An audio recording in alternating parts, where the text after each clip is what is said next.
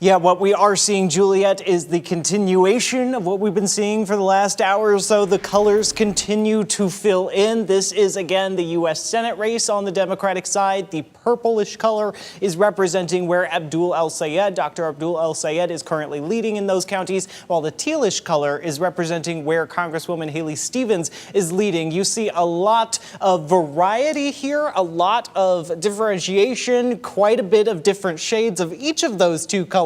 But what we currently see is a lead by a few percentage points for Dr. Abdul El-Sayed. And that's because while you see a lot of these different colors filling in the map, that's not necessarily, it doesn't equate to vote share. So we actually see how many ballots are counted in each county. That's what these bubbles represent. So a lot of those counties you just saw had pure colors in them.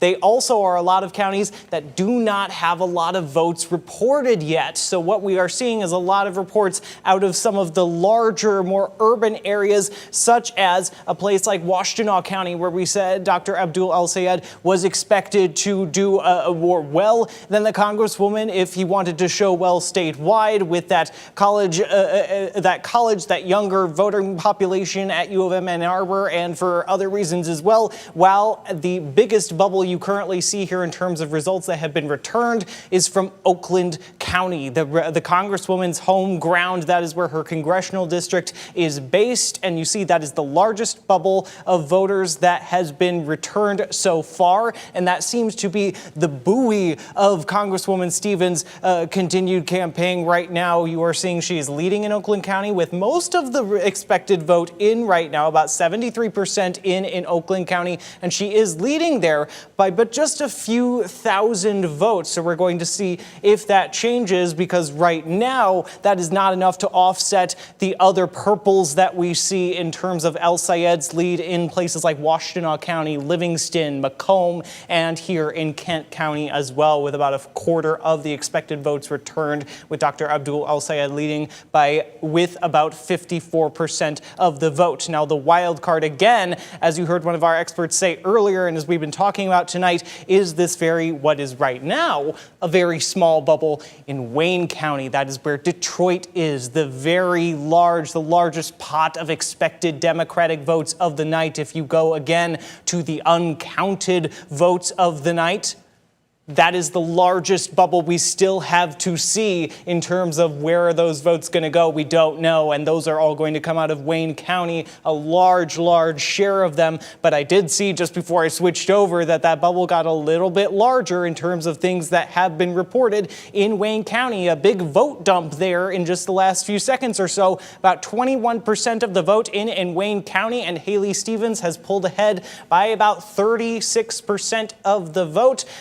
About 23,000 votes ahead of Dr. Abdul El-Sayed in Wayne County, where we are expecting to see where that goes. Has that changed the state of the race?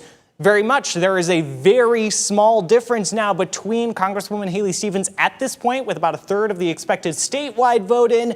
She is trailing El-Sayed by about 0.2% statewide. So as it was suggested earlier, Wayne County can change things in a minute. So we are going to see where the rest of Wayne County goes, and where the rest of these larger populations, like in places like Kent and Oakland and Macomb, those outstanding votes, where do they go as well? We want to be keeping our eyes on that. Of course, when we go over to the governor's race, which we are also watching, especially on the Republican side, the Democratic side has been projected by the Associated Press for Secretary of State Jocelyn Benson. She is projected by the AP to win the Democratic nomination for governor, but when it comes to the Republican nomination for governor, you are still seeing the race play out there. The red representing where Congressman John James, who was endorsed by President Donald Trump, where he is leading in those counties, and the greenish, yellowish color representing where Perry Johnson is leading. And you see that John James is, at this point, with the votes that have been returned,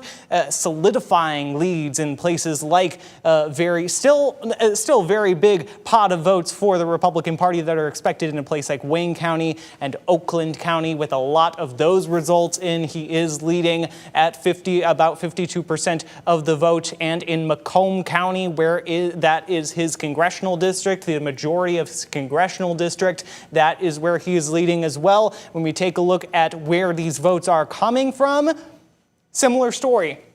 Most of them are coming out of Oakland County right now, with about 72% of the vote in so far. That is the big dump that we have seen. This, not so much. Wayne County is still very, very small. We got that big dump in the last few minutes on the Democratic Senate side. We have not seen that from the AP's reporting in the GOP governor's race, so we're still waiting to see how that will play out as well. But certainly Oakland County buoying the congressman's lead at the moment, as statewide, if we look at the statewide results, with about a quarter of the expected vote in, Congressman James is leading with about 50.2% of the vote, about half of the vote. We are going to continue to watch these results come in. We're going to continue to watch and see what role a place like Wayne County, will play in this race. We're going to keep seeing that play out as those results are returned. But for now, we're going to take a quick break, regroup, and we'll be back in a minute as we continue with our live analysis.